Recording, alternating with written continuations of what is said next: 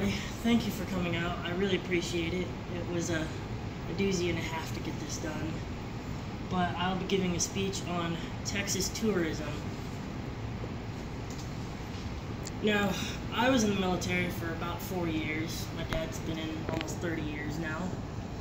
And I came from Korea. That was my first duty assignment.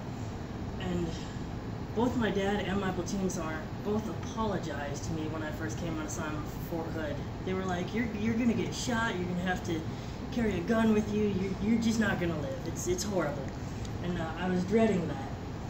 And I first got here and I was like, oh, there's nothing to do here, it's rather dull. And then I realized you have to leave the immediate area in order to find stuff to do. Now, my wife is Hispanic, so obviously this Alamo and San Antonio hold a pretty significant historical background to her, as well as myself. But I actually proposed to her in front of the Alamo, so kind of a neato fact there. But the Alamo was a battle fought in Texas for the independence of Texas and the Texas Revolution. And it's where the famous quote, "Remember the Alamo," came from. And one thing that I found kind of fascinating was nobody really knows for sure how many people exactly died. According to this one website from Texas A&M University that I read, they estimated as possibly as many as 2,000 people died, depending on which survivor you asked. And it was considered a major turning point for Texas independence. Another big important thing about San Antonio is Fort Sam Houston. Fort Sam Houston is one of the actually oldest active military posts currently in use. It was established in 1847, and it's kind of neat because there's a lot of historical buildings there that are just very unique for architecture. And I didn't know this, but it was one of the first military flight ever in the history of aviation. The Wright brothers performed a flight there in 1910 for the military.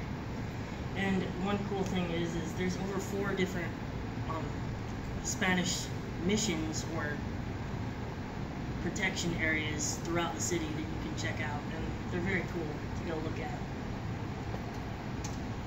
Houston was originally a railroad hub used for exporting cotton up north. I didn't know that. That was kind of a neato fact. And NASA's headquartered, one of their big central hubs is there.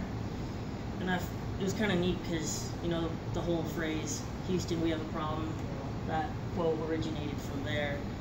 And it's kind of cool how you get to see all the space shuttles. In fact, there's an image of the space shuttles that you can see from the NASA Space Center.